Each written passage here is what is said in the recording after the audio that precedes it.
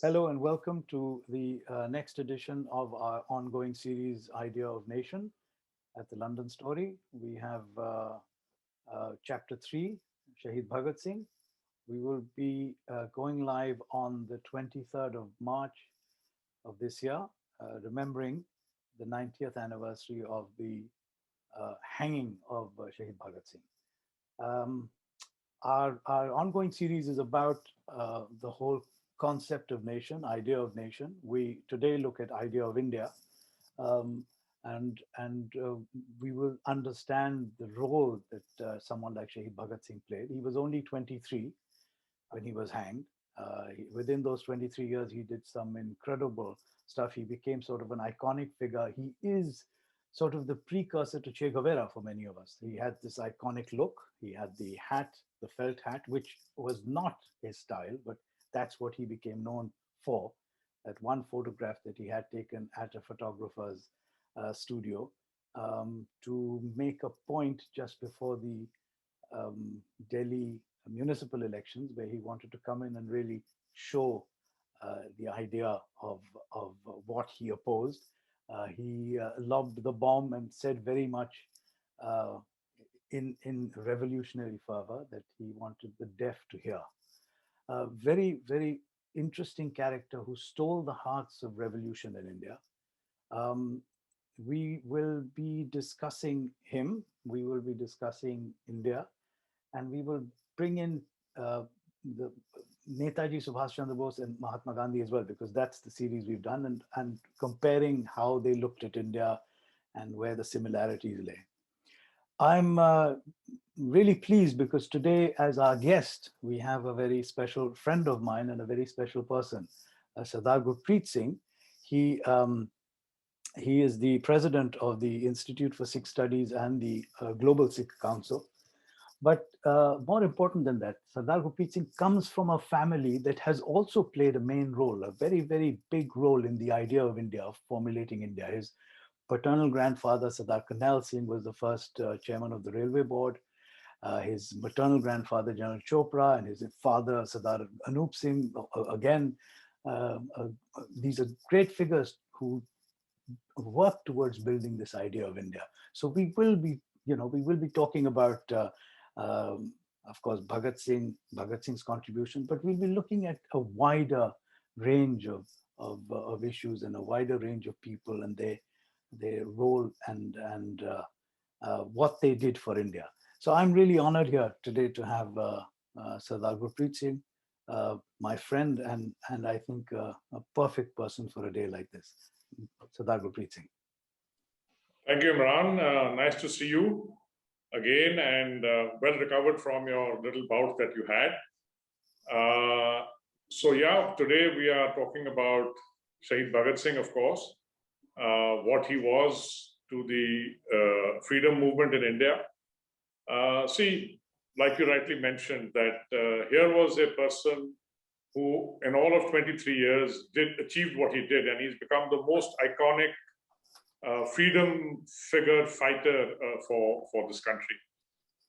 This young boy, born in 1907 in Lalpur, which is now West Punjab in Pakistan, and into a family that was already into the nationalist movement. You know, they were in any case already they say that when he was born, his father Kishan Singh was in jail. This is one of the things that is said about that. And his uncle, of course, his Chacha, who started the Pagdi Samaj Jatta movement against the British in 1906, when they brought about the Punjab Colonization Act, and in which he got the peasantry to rise up and ask for its rights.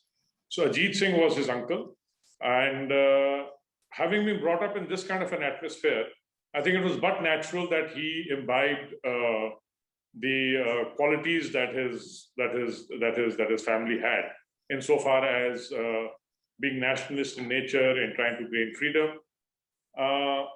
Being born in a Sikh household, okay, there is of course talk that, and there is proof that his family was basically Arya Samaji in thinking to begin with.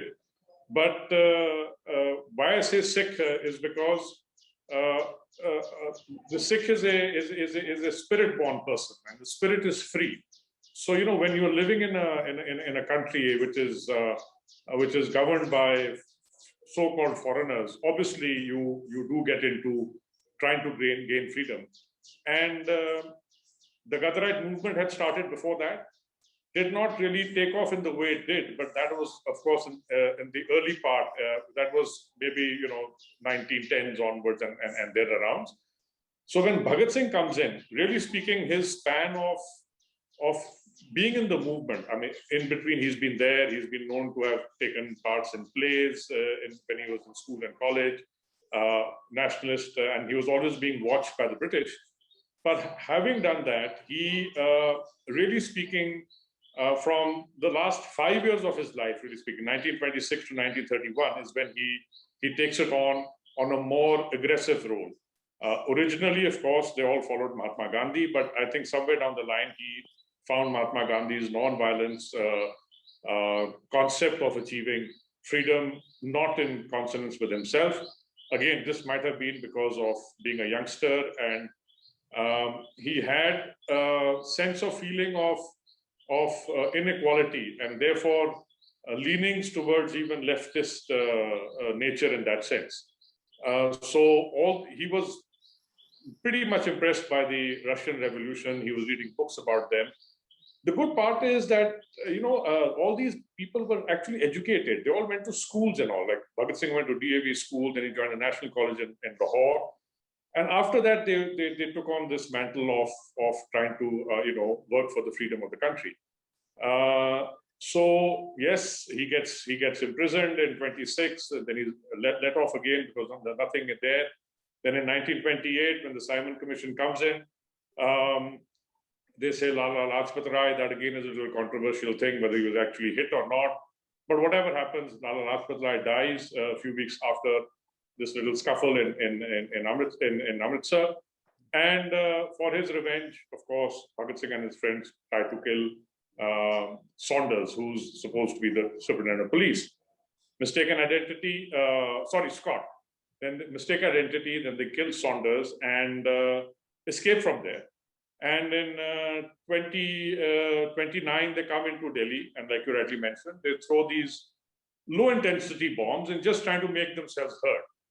It's unfortunate that even in today's time, whenever there is a protest, one has seen the world over, that till such time as blood is not, it's sad, but till such time as blood is not spilled, people, the authorities that are there, refuse to listen to the voice of the protesters. So he throws this bomb. Of course, he's arrested. He doesn't even try to escape from there. And then the case runs in, and he is sentenced to be hanged in October 1930. And of course, in 31, in March, originally sentenced to be hanged on the 24th. They had to prepone it by a few hours because, and therefore, in the evening, they are hanged, Bhagat Singh, Rajguru, and Sukhdev. Because they felt that there might be an uprising in Lahore. So this is the story of a person who fought for the freedom of the country, and he writes to, I have it to a person called Shiv Verma, when he says Bhagat Singh dead will be more a problem to the British government than Bhagat Singh alive. And that is what and therefore when he goes to the gallows, they say he walked straight, and there was no fear in that sense, because he was going with a particular, he had a particular goal, and he thought he had achieved to whatever level he could achieve in his 23 years. So now coming down to, people talk about Bhagat Singh, sometimes there's somebody even talks about him being an atheist and this, that, the letters he's written. Towards the end, there is also talk that in prison he meets Bhairandeer Singh, and he again embraces the faith, the Sikh faith that he has, the Sikh family that he's been born into, and he, wants to. He starts growing his hair, and he would like to read the Bani. Coming down to when I talk about atheism, I'm reminded of Bertrand Russell, because he's written an essay where he talks about that if there was to be a third world war and humanity was to survive it, then the only philosophy that would guide it would be the Sikh way of life. And he says even here the atheists have no problem because there's nothing that they can find wrong with it in that sense, because it's not a religion, it's a way of life. So you embrace everybody for what they are. And in the Guru Granth Sahib there is a quote of Begumpura Sheher Ko Now, which is the utopian city where there is no oonch, there is no neech, everybody is equal, everybody is happy. This manifested itself during the Raj of, we call it the Sikh Raj, but I call it the Raj of Punjab, really speaking, during Maharaja Ranjit Singh's time. In those 40 years, the Sikh was only 10% in Punjab. 62% were Muslims and the rest were Hindus. And it was actually a commonwealth. We call it the Sarkar-e Khalsa. Sarkar means commonwealth, where everybody coexisted with each other. And I think this was the idea that was initially in the minds of even people like Bhagat Singh, because it was more the concept behind what they were going, rather than people trying to attribute to him that whether he was an atheist or an Arya Samaji or a Congress or a leftist or a Sikh. Let's not get into that. I think we should get into what he stood for, and I think in that what he stood for was equality amongst all. And no sort of suppression by the so-called superior people who thought they were superior.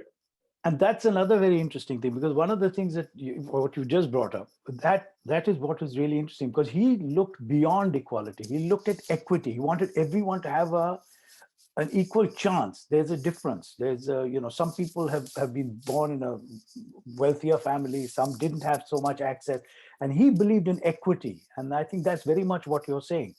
And that's very, very interesting. And that's what he believed. That was his idea of India. And that's what I want to come to now, because when we talk about Gandhiji, we talk about Netaji, and we talk about Shaheed Bhagat Singh, they may have had different ways that they wanted to achieve India, but their idea of the country was very much the same. They wanted a country that was looking at everybody as equal citizens of a country, and equity was very much a part of it.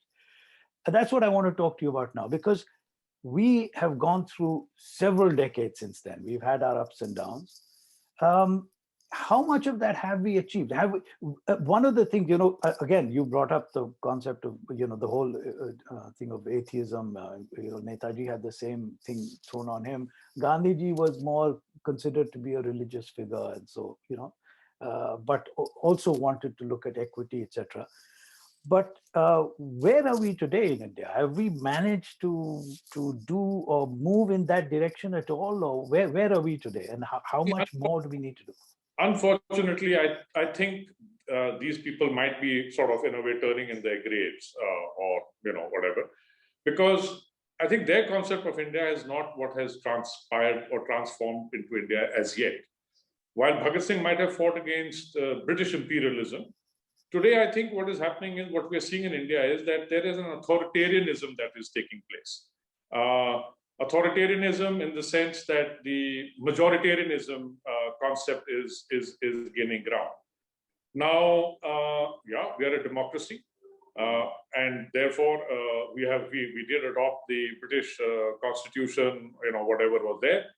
But a friend of mine just told me last night. He said, "Paji, have you read Why Nations Fail?" It's a book. I have not read most of it, but he gave me an example, and he says there is something called constructive destruction, which means we picked up everything that the British gave us, and we took it into our constitution, and therefore our democracy evolved like it was. Now, we also all know that during the Webcast Commission, India was actually supposed to be a federal system of states. The states are supposed to be powerful, the center weak, with only 4 portfolios left to them. But come independence, it doesn't happen, because everything is Congress, the states are Congress, the center is Congress. So they feel that normal federalism in that sense, or normal distribution of wealth, of power from the center will go equally to all the states, since they're all again Congress, Congress, Congress. Of course, that might have happened for a few years, I don't know, but one can see now that it has not happened. There are certain states that feel that they've been left out in their development. Punjab is one case, in the sense that, yes, we have only agriculture as our main economy. Why were we left out from the industrialization? And I have it from people who were in the government at that point in time, that when industrialization was coming, it was not that this even happened in the British time. The British also actually developed agriculture in the Punjab because I think for two reasons. Because they felt that we were more to the ground people. Also, our gurus have tilled the land. Guru Nanak Sahib, of course, at Kartarpur Sahib, for 18 years of his last years of his life, he tilled the land, and there was a commune there. So our connect with the land is pretty much there. And so they felt that this were the people who could do agriculture. Yes, the good part was the canal systems came up in undivided Punjab, railroads were made and all that, but that was again because the Britishers wanted it. So it was an external agency deciding the economy of what economy of Punjab should be, which was agriculture. Then comes independence. Again, there is a famine out here. We need to get food security. So again, the center comes into Punjab and says, go, hey, great guys, you guys go and, do agriculture. Fine, we did it. But when it came down to then industrialization, we got left out because it was felt that we are already a progressive state. The British also, during their time, it's not that they didn't have industries. They had it in Mumbai, they had it in Chennai, in Calcutta. Punjab never got that industry. It was only agriculture. Similarly, after independence. So what I'm saying is that, so this federal system part of it has left certain states out of, the thinking for themselves, the autonomous thinking that states should do for themselves in trying to determine what is good for their state. So I think that was something that we missed out on. And then that result has this democracy thing that is, this first past the post elections. So in this, what happens is that it will always be the majoritarian. The majority will always rule. Because when it's first past the post and each woman has an equal vote, it's but natural that the majority will come into power and they will rule the way they want to rule, because even the minorities, let's say if they were to get elected, they are only elected at the behest of the majority. What the majority wants. The minority leaders who are in sync with them, really speaking, come ahead, because again, it is voting out here and it's first past the post. So ideally, it should have been something, okay, if nothing else, at least like the US system, where you have the Senate, where each state has 2 votes, even that would have been a better thing. But here we have the Rajya Sabha, which is the upper house, no doubt. But even that is not 2 per state. It is as per, even out there, the seats are allotted, as per the size of the state. So federalism has taken a big hit. And because of that, what has happened is that this idea of coexistence, like I mentioned earlier on, that when you all coexist with each other, you respect each other's spaces, you listen to each other, without getting excited and saying this is the way it has to happen. It is either my way or the highway. So I think this is where we have at this point in time not done full justice to what possibly people like Mahatma Gandhi or Netaji Subhash Chandra Bose and or Shaheed Bhagat Singh wanted to see India, where equality was paramount, or is paramount, and should be paramount. Okay, let's look at the use of religion as well, because this is again a very controversial issue, because we looked at secularism in India very different to the way the West looked at secularism. The West's secularism is rejection of all religion. In India, that was not possible. You cannot do that in a country like India. So what we did was we said our secularism embraces all. Everyone will be equal. Again, we come back to your point of majoritarianism, because I want to make that clear. And I think you and I have had this chat before. We both accept that when we talk about majoritarianism and we talk about the Hindu mass, a large chunk of that is not a fundamentalist, is not part of this system. It is because of, it's 82%. If they wanted to, they would destroy everybody else. So it's a large chunk of people who are secular and liberal and progressive, which is why we are still surviving as a nation, despite what is going on. So that's what is interesting. As far as religion is concerned, the role of religion in our political system was in some way in sync, in balance. It had been in balance quietly. There were ups and downs and some very serious issues like 1984, etc. Very serious. We've seen them riots against Muslims. We've seen what happened with the Sikhs. So we've seen these things happen. But by and large, it was staying in sync. That seems to be changing now. Now there seems to be a quietening down of anybody else's religion. That's the impression one gets, that there's a bit of suppression and the emergence of just one way of thinking, and everything else is put in a pocket. So if you want a movement, again, just for the sake of argument, you have CAA, then it becomes Muslim and Pakistan. If you have farmers, it becomes Sikh and Khalistan. What is the answer to that? How does one counter that? How do we change that? See, in the recent times, Imran, what has happened is that, especially after the farmers' agitation took off, I think this has now gone beyond just a farmer issue.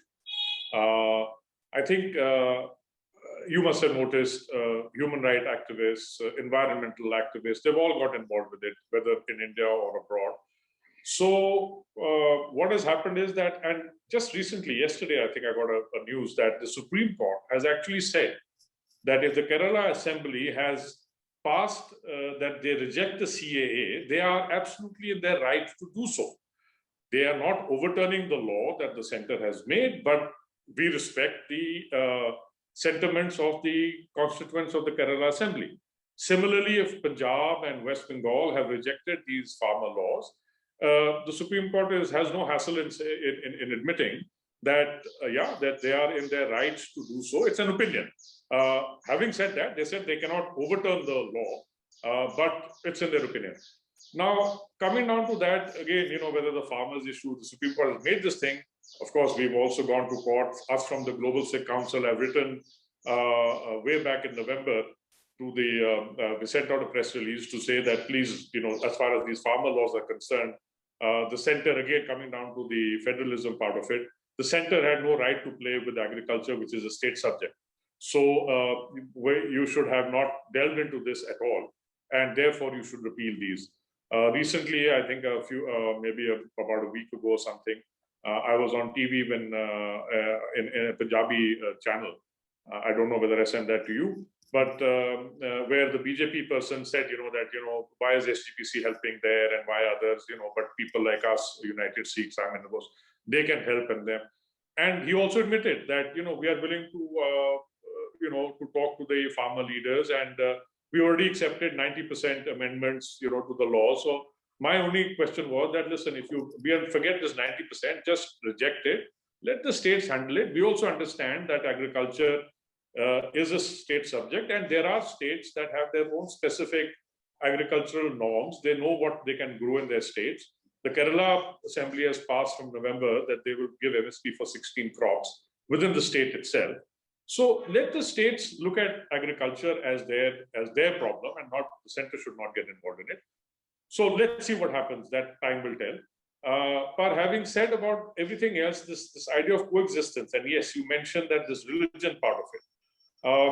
In recent times, it is sad that yes, the Muslim community especially has come under attack from the right-wing Hindu people for various things, whether it is cow lynching, not even justified, I think, in certain cases, just because, whether it is love jihad, whatever these things are there, which is sad, because again, this goes against the concept of coexistence, of having a commonwealth, of having everybody equally participative in governance.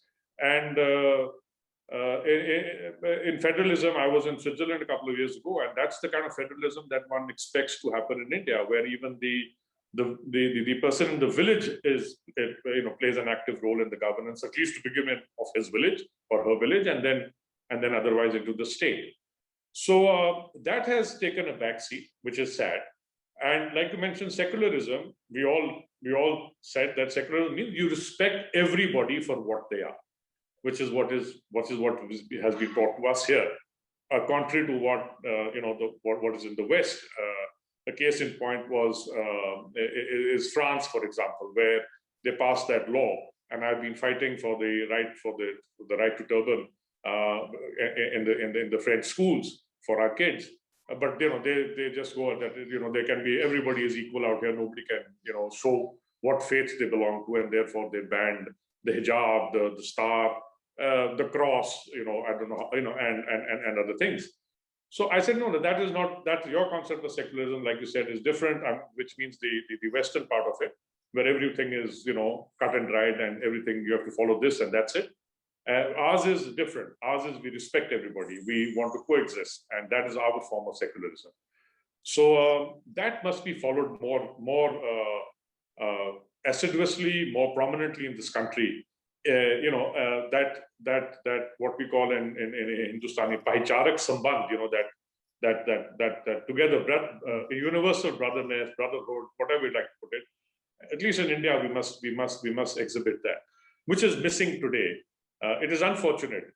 I can only hope and pray that it remains a perception, and actually they take concrete steps in trying to get away from communalizing, because this actually plays with elections. The elections today in India are now being fought only on communal lines, which is sad. So I think education is a very big requirement, and we have to educate people that get out of this communal attitude of yours.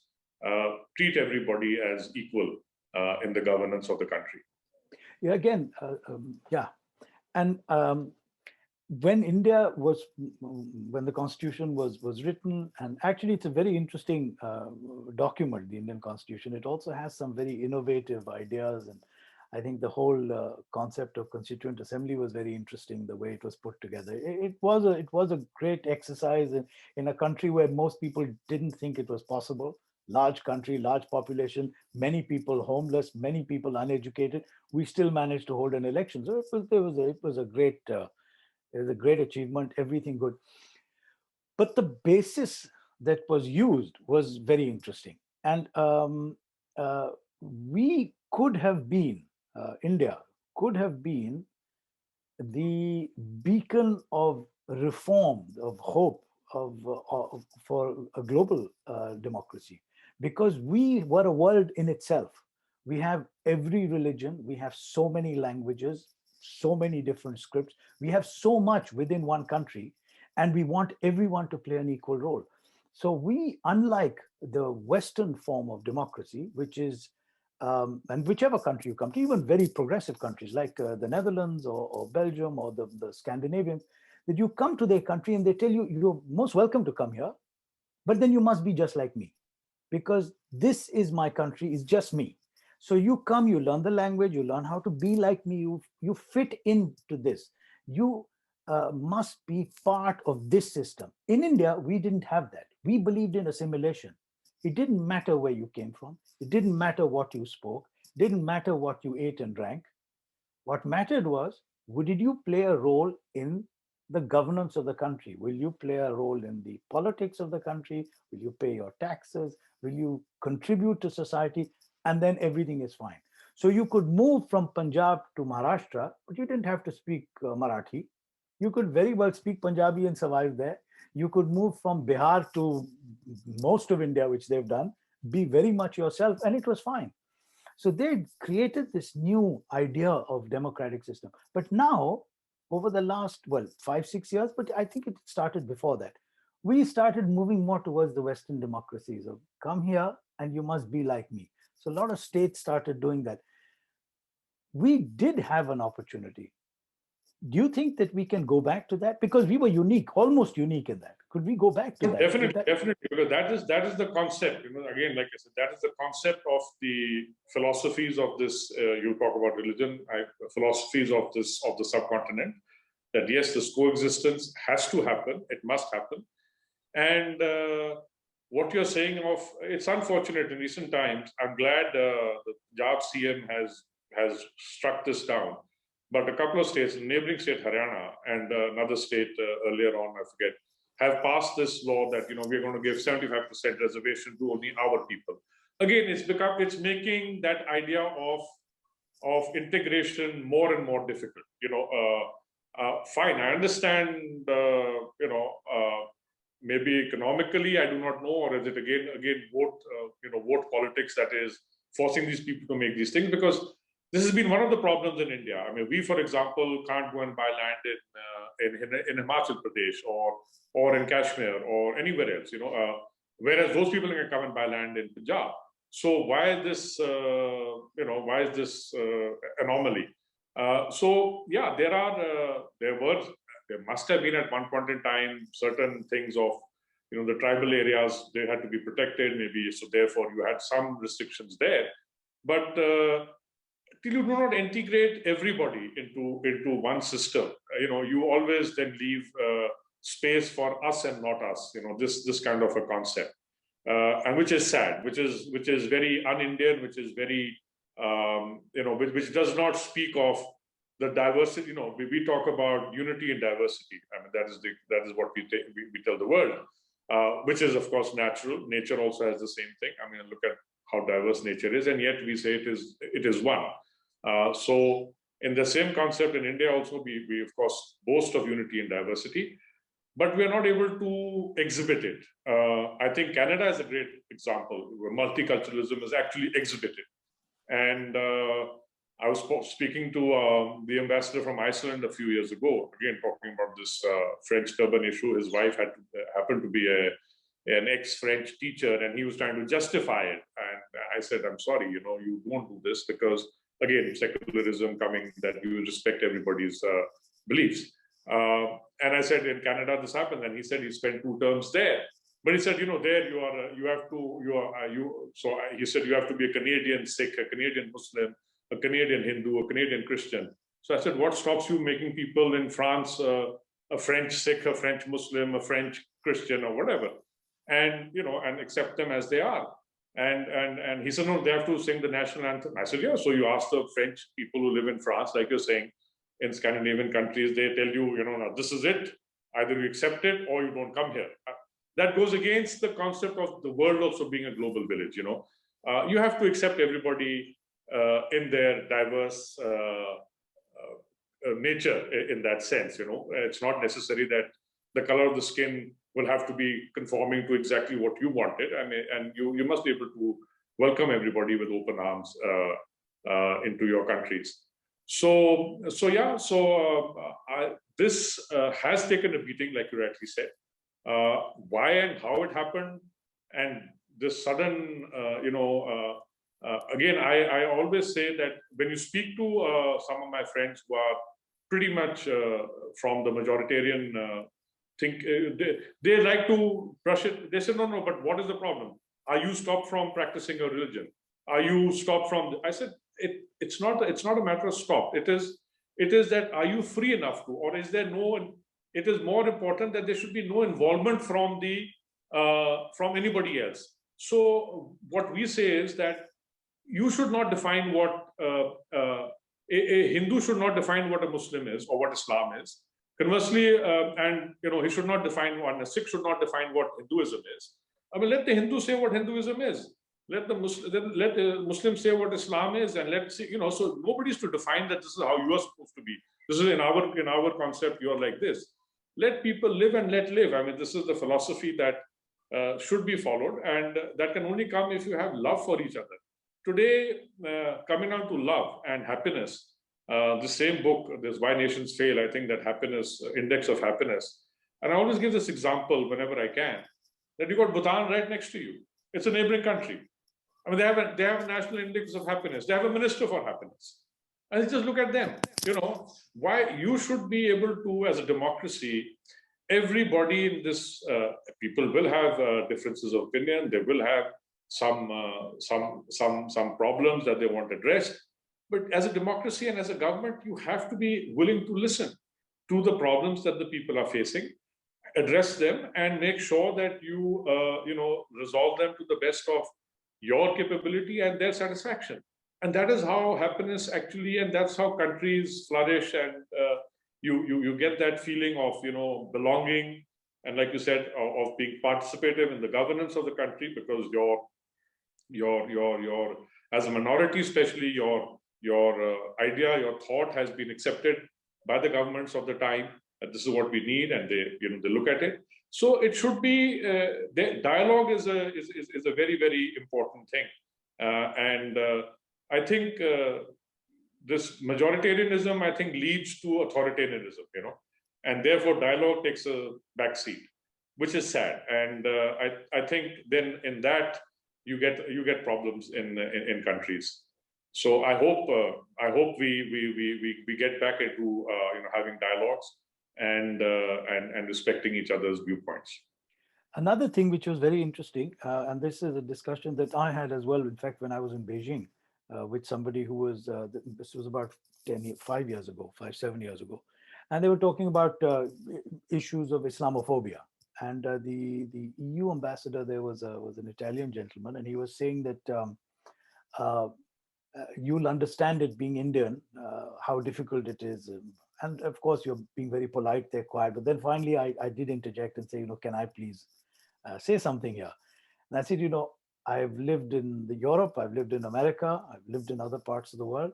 And in most cases, the people who are suffering the problem have to fight for their rights themselves, because nobody else does it for you. There may be a few well-meaning NGOs, but basically it is the Muslims who fight Islamophobia. It will be the Chinese who are fighting anti-China hate just now in America. The Sikhs have had their problems in America after 9/11. Everyone has to fight their own battle.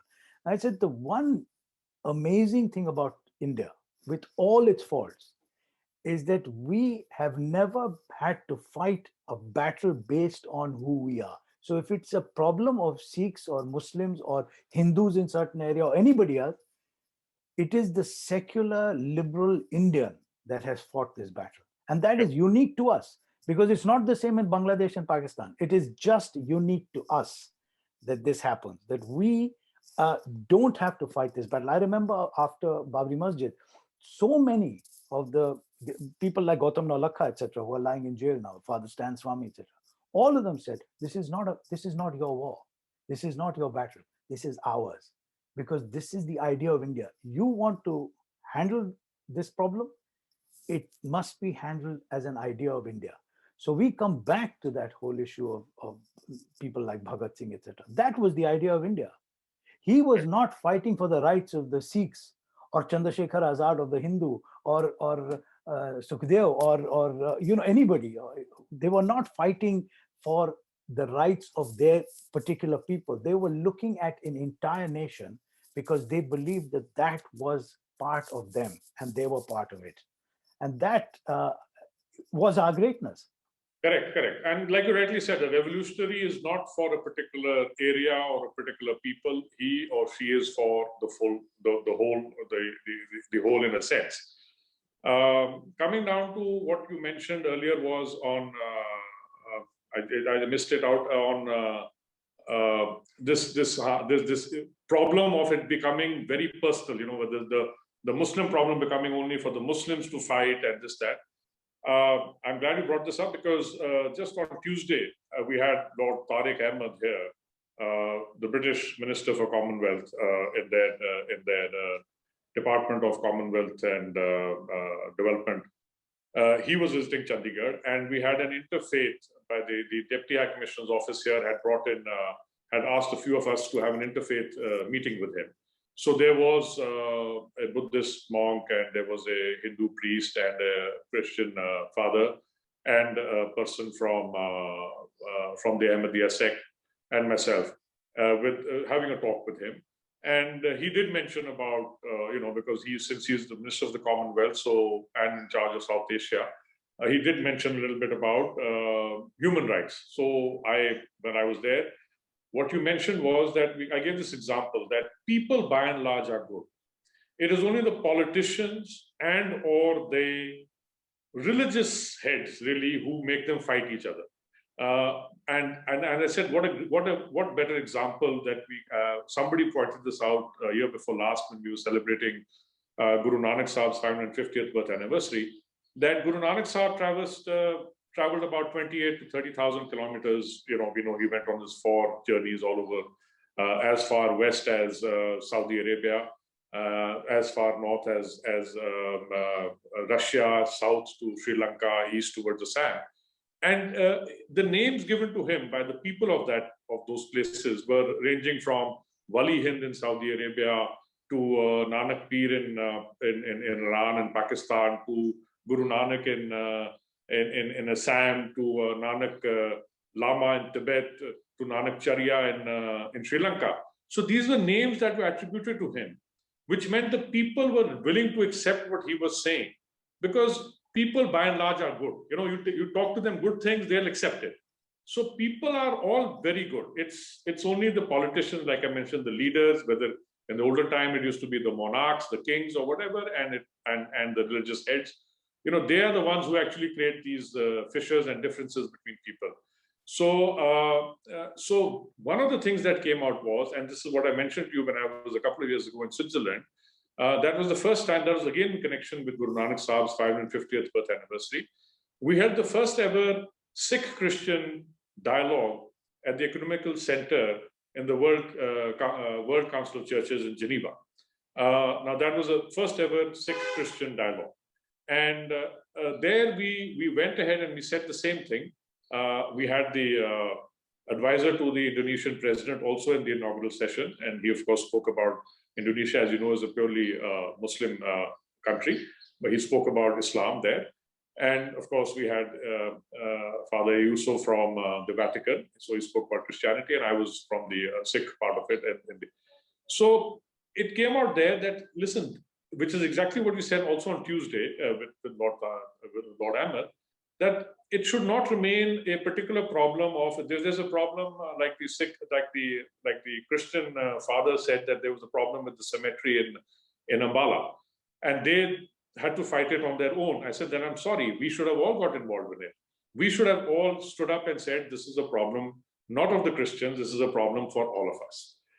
Similarly, anything that happens to any community, we must stand together as religious faith leaders, as even politicians, why not? Because you can be a good politician. It's not that politicians have all out to be bad. So, you must stand together. And a problem must be addressed as a problem for humanity, whether it is, environmental problem, whether it is problems on religion, on oppression, on whatever. So this has to be done, and this needs to be done. And we are working towards that. At least in Chandigarh, we have decided that we want to hold these much more often out here, so that in this region at least, these problems don't remain confined to each community as their problem, their individual problem. And I must tell you here, last year, Imran, we from one of the organizations I'm involved with is the Kendriya Singh Sabha. We actually sent out an apology to our Muslim brothers in Pakistan, especially, to say that what the Sikh did in 1947 at partition, I mean, there were Muslims that were killed in East Punjab also, which is now this Punjab where I am. So I said that what we did in 1947, we gave an apology that we are sorry for what we did in 1947. We apologized for it because it was not the Sikh way of doing anything. We are not supposed to attack innocent, unarmed people. That is not what the Gurus taught us. So we actually last year, we sent out an apology, apologizing for 1947, the acts that the Sikh did in Punjab during that time. So I think as you evolve, you understand the love that you're supposed to have for humanity, for nature, and I think this makes you think differently. It doesn't make you think what I mentioned earlier. This us and not us bit almost should vanish. It should be we are all one. Well, in India, we have done that. I mean, again, we managed to do that quite well for a while. Like in India, I always say that every ceremony, every single ceremony is one group will celebrate it as religion, but the rest of India celebrates it as culture. So you look at something like Baisakhi. In fact, I was in Pakistan once for Baisakhi, and I think the celebrations that I saw in Lahore I was astounded. It was, for them, it was considered part of their culture, and It was a massive celebration. But we do that in India, Christmas, Diwali, Eid, Correct. Holi, whatever festival, everybody is part of it, some as the religion and some as the culture. And that was a very good thing. And I really hope stays. I'm going to throw two things at you. The first one is that both the failing systems, because we accept that the governments, politicians have serious problems and religious leaders have serious problems. In both these cases, in a majority of the world, it's very male dominated. What if women ran this? Would things be different? Well, that's a very interesting, of course, question and observation. We have always professed, at least, okay, on paper. I'm not saying we're practicing it, but yes, at least in the Sikh way of life, there is no difference between color, caste, creed, sex, gender, anything. Everybody is equal. I remember telling this to somebody a lady in South Africa who converted to Buddhism. She was a Christian, converted to Buddhism. And I said, our women have even led us into battle, Sikh women. Of course, that did not really appeal to her because, Buddhists are not really, martial in their thinking or whatever. They are a little peace-loving. But what appealed to her was that, that we do not have a so-called priestly class. Everybody is straight in commune with the Almighty. And I can perform the functions. As a matter of fact, in our code of conduct, it is written there that every Sikh is actually enjoined or instructed to do his own deed himself. It's a separate matter that we've also become a little lazy, and we've given rise to so-called a priestly class amongst ourselves, which was never meant to be part of the Sikh way of life. Talking about ladies and all, you're right. There is no doubt about it that we do need to get more women into places of places, religious sector, religious things. You must be knowing that a couple of years ago, our older son got married, and I performed the Anand Karaj for him at the Gurdwara Sahib in Delhi. And God willing, end of this year or early next year, our youngest son is to be married. I asked my wife, I said, you will perform the Anand Karaj. And why not? Because there is no difference between. And so she, of course, she never done it. And I said, listen, somebody has to make a beginning. And why not? And it is not something that is not allowed. We are all, ladies have to play an equally important role. And I mean, ours was the philosophy of the time when the gurus were in this part of the world. Sati was banned by our gurus. Remarriage is allowed to widows. There is no problem. Which was different to the culture that was prevalent at that time. Things are changing now, and I hope more and more ladies come into it. I mean to say, I marvel a lady, my young friend Mahua Moitra, the way she speaks in the parliament. Educated young girl who's done her left her fantastic job, and she's and these are the people who you want. Yeah, these are the people who should be there, and I'm sure they have their head on the right head on their shoulders, and they would definitely look at India as far like you and I are looking at India. Like we hope India should become. And they speak their mind, and which is a great thing. So yes, women have to play a more important role. We have gone in for certain reservations, but we know what happens. The reservations are really only on paper. It's eventually the husband of the lady, who's a sarpanch also of the village, who really runs calls the shots. So, but more, women need to be educated. Education brings me to that we were talking about the Sarkar-e-Khalsa. There's a beautiful article by Leitner, who was a British educationist in the mid-late 19th century, where he writes the destruction of education in the Punjab. And he actually mentions that during Ranjit Singh's time, every mandir, masjid and gurdwara had a school attached to it. He says every girl in Punjab was educated. This was the kind of level of education that was available during that time. It is during the British time that after the mutiny, I think they went into our homes and they actually tore away the Qaeda, which is the 35, Akhri thing and another thing that were available in it. So they actually tore away that, and education took a backseat. We should get back into that, because that is what empowers women to also come up. And any nation where women play an equal role is a nation that progresses. There is no doubt about it. Well, I think one of your neighboring countries has these fantastic ladies who are heading the country right from the prime minister downwards. So yes, it's much talked about. It's much talked about. Yeah. New Zealand has one. They are there. Yeah, we don't see enough in the religious sector, and I really hope that we can do that in all religions. We need to have an equal. We need to have women play a role there, because it will take it forward. I don't believe it. That will be the survival of religion if women play an equal role. I'm going to end this, Gurpreet, with another question for you, and this one I'm sure you haven't been asked, so you're going to have to think while you're talking. Bhagat Singh, 23rd of March 1931, is not hanged, and he lives a full life into free India. What do you think would be Shaheed Bhagat Singh would then be Bhagat Singh?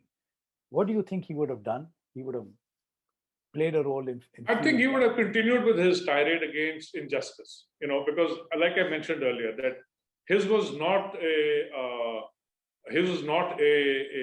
thing for only, gaining freedom from imperialists. Yes, because at that point in time, the Britishers were here, and they were the imperialists, and he was not free enough the country was not free. Again, like I mentioned earlier, is that we are all taught to be. You and I have come from the same school. I think our education also taught us that we are all sovereign in nature. We are taught to feel, to express ourselves freely, to feel free. And which is also, of course, given in all democracies, that you have the freedom of right to expression. So he would have possibly continued the same, in the same fashion, till such time as he felt. In the initial stages, I think there was still. You mentioned my grandfather, for example, Sardar Karnail Singh. Now, when the British left here, so they had to build this Assam rail link, joining Bengal to Assam. So Babaji was asked, could you do it? He said, give me the manpower, I'll do it, because otherwise they all felt that they had to get back the British engineers to do it. So by the grace of God, he took up this job, and he did it in fantastic time. There were lots of bridges that had to be built, lots of rivers, and that was all done.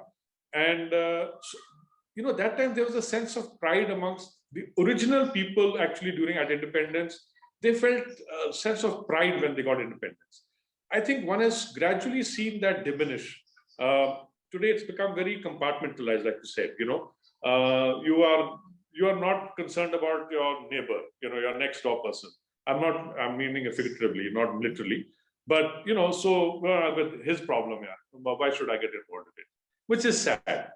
Which is not what they felt at that time. They felt for India as their country, and they wanted to do something, to take it forward. I'm not saying that feeling is totally died down. Like you mentioned earlier, that majority of the people possibly still feel the same way. But it is just this little minority that is putting a hindrance in trying to divide the people of this country. Why, I don't know. I hope it is, and if it is only for petty politics, I think they should desist from that. And the majority must sort of realize that and try and defeat that.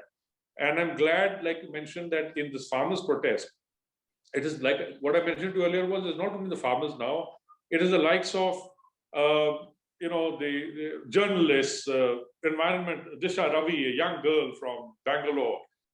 These people, they started speaking up about freedom of expression, about the British Parliament discussed this recently, they didn't talk about the agricultural laws, but they talked about right to protest and freedom to press, and this is what has taken a little beating, or actually a big beating in recent times. So these kind of things in democracy need to be strengthened again. And this is one of the things I told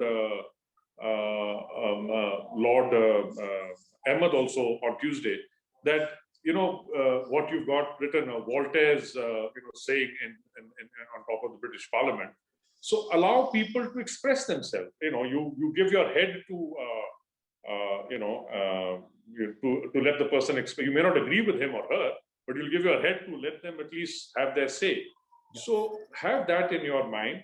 Allow democracy to actually flourish the way it's supposed to flourish. Don't be authoritarian in nature.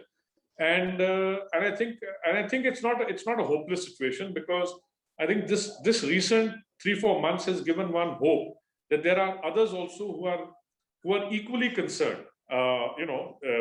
As much as people try and put them various sort of slogans on them, whether that they are anti-national or this that. It's not that. Anybody has the right to express him or herself. And one should be able to willing to listen to them, to reply to them, and that is the way good governance happens and good governments function. So I hope and pray we are going to keep continuing to voice our opinion. We are going to be, because we are supposedly an educated lot, and if it is actually our duty that the educated people must come together in forming an opinion in this country, and not allow ourselves to be selfish enough to live in our homes, enjoy the fruits of whatever prosperity that God has showered on you, and not be bothered about your fellow citizens. I think that needs to change in India, and I think there is a change coming. Hopefully, we'll be able to play some kind of a role, and this will pass. On that extremely optimistic note, and makes us feel really good, Sardar Gurpreet Singh, thank you very much. It's always a pleasure talking to you. I always enjoy it. Thank you. Thank you so much, Imran.